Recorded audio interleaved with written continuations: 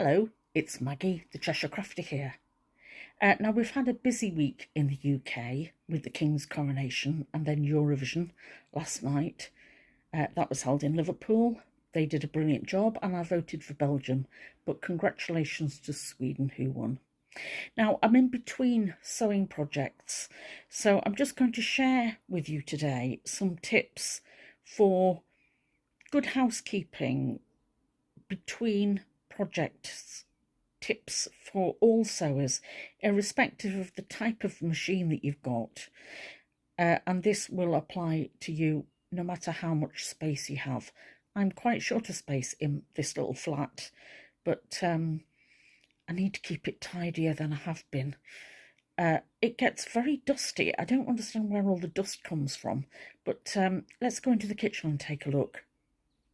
So this is my sewing space at the end of my kitchen table, and I have my computer chair sit on here, and it looks just a mess. I've got bunting, crowns, scrap fabrics, threads that I want to talk to you about. I've got a stack of cardboard boxes that are going to go to the tip tomorrow, my vintage sewing machine, bias binding, vintage cotton thread, and all the notions and pins and needles and clips. That's how I left it. My sewing machine sits on the edge of the table, and this is a felt cloth, and it shows every tiny piece of dust and piece of cotton. So that's one of the first things we're going to clean, and I'm going to show you how we're going to clean it. So my first tip is, between each project, put things away where you know you're going to want to find them next time. So I've been quilting, so my quilting pins and my clips, wonder clips, are the two things that I'm not going to need for every sewing job. They're going to go away first of all. I've got, on the back of my machine here, I've got a little magnetic torch, and I'm going to add to it my little magnet, which is my hemline 1/4-inch seam allowance. The rest is my magnetic pickup tool, a thimble, a walking foot end, oh dear, what's that?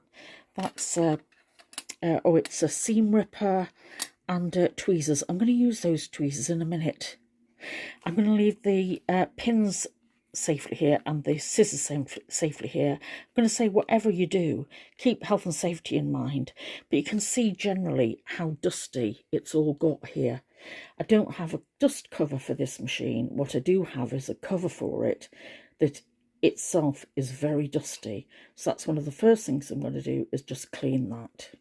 It's one of these mock leather hard covers.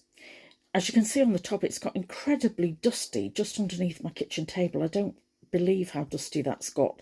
Turn your bias binding and your cottons to where you'll find it the next time you want it. I'm going to make a video about vintage threads soon. You can see where the sewing machine has been, and you can see how pristine and how bright green this lint is. Don't forget that you can wash felt, but it will only take the dust off. It won't take all these little bits, and you don't want all the little bits of cotton stuck in your washing machine. So to remove them, I'm going to try first of all with the lint roller, a microfiber cloth, a J cloth, and if all else fails, some tape or sellotape, and I'll be able to get all these little pieces of cotton that I can't pick up individually and throw them. The other thing I'm going to throw out is my previously used rubbish bag. That's much better. Hobby Crafts lint roller worked very well, so did the tape. The other thing I can do with this felt is turn it over, because the other side is not bobbly as this is, and you'll also notice that I've got glue marks because I use this table for crafting, not just sewing, but that's a lot better and cleaner than it was. Now to put the sewing machine back and give that a clean. From my machine, you can actually see in the light how dusty it is. That's dust and lint built up from the quilt I've just finished making. So the first thing I did was dry wiped the lights before I plug them back in again with a with a dry microfiber cloth, and I'm going to try and get with a microfiber cloth which will get into most of the small spaces, just that general dust up. Don't forget there's quite a bit of static around, and a microfiber cloth helps with that. If it's harder to get out spaces, try a cotton bud. I don't recommend that you use any furniture polish or spray on the machine. It'll only make the surface slippier and it might clog up your machine. And for these tiny places that we're going to, like the insides of the mechanism here with the bobbin, I'm going to use the fine brush. And I'm going to make sure that I brush downwards. I don't want to brush any dust further into the mechanism. Oops, you can see my hand, not what I'm doing with the brush, can't you? And you'd be amazed at how much lint build-up there is around there. For the needle and presser foot, I recommend you use the brush to get down right into those spaces as best you can, just to brush out the lint build up.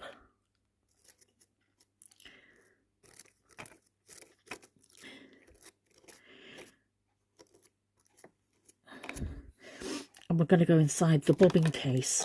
The bobbin case, especially with these drop-in bobbins, that's hard to say, you will find quite a large amount of dust. I did actually dust this in the middle of doing the quilt, and what I found really helpful was to actually go in with a pair of tweezers, and rather than pushing the dust in, to just pick up the fluff. There was more fluff at that time. Just pick up the fluff and pick it out. I can't show you now because there isn't enough to show you that, but a pair of tweezers to do that helps.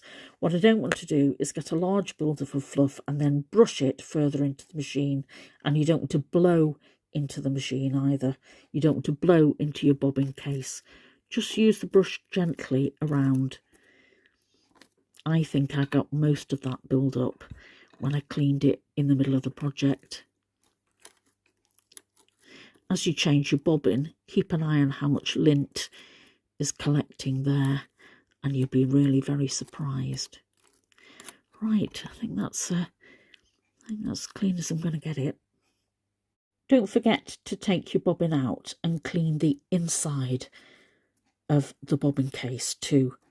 That's a very important piece of mechanics that you don't want to seize up. And I'm going to keep those cleaning tools on the inside case of the machine, which is what it's there for. Tools that I had out on the top, and I am going to need for my next project, can go safely in the storage unit to the side.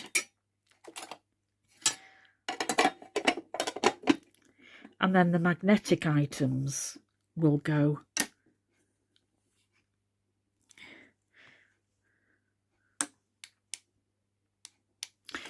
on the back, and because it's a metal base, will stick to the metal on the back. That way I know exactly where I can put my hand on that torch when I need it. I use that a lot for threading the needle. Right, that looks a lot cleaner, doesn't it, already? I found a very handy place to keep that metal pickup tool. It's actually on my overhead tripod, and it fits just in there, and because it's metal, it's not going to fall onto anything. It's perfect, and it'll just swing out of the way. My pins are a magnetic pin holder, and they can stay to my side exactly where I want them. I'm going to keep my pieces of cotton that I use for testing quilting stitches or just general stitches. They don't bother me, and I'm just going to pop them underneath there, out of the way. I know that they're there, but that's not going to bother me. I'm not going to change my needle yet because I don't yet know what my next project is. But considering I've done a quilt on this, I consider that this needle, even though it doesn't look blunt, will be quite blunted. So I'll change that. I'll put that needle in a sharps bin and put a new needle in when I've decided what type of needle I want. And I'll change my bobbin and thread up a new bobbin when I know what cotton I want to use next. So that Fortnum & Mason tea towel has just come in very handy for now. For my cutting mat, you will find that you get tiny bits of cotton stuck, even though it's a self-healing mat. And just to get rid of those pieces of cotton, I just recommend one of these very soft, gentle, without any water on it, just a soft scouring pad, and that'll just bring up any dust as well. Of that. Now for the easy rulers, for your cutting rulers, they can get a bit sticky, especially if, like me, you use tape on them. Now I'm not going to take the tape off because they're in strategic places for me, but I do recommend that you just give them a brush down, and also if there's any sticky stuff on them, just try giving them a wash with some washing up liquid. That's plenty enough. And I'm just going to make sure that I store them in a place where they're not going to get bent or damaged for the next time I need them. My fabric scraps just get stored in this little bin just beneath my feet, underneath my sewing machine. The Christmas gift, but I've now put all the things that relate to my cutting tools inside it. Let's take a look. Put one of the smallest cutting tools inside it, one of the acrylic cutting tools. That's the bunting triangle. The rotary cutter, I'm going to get that out because I'm showing you, I want to check that. My dumbbell, my erasable ink pen, and Mary Ellen Best Press, and some tape.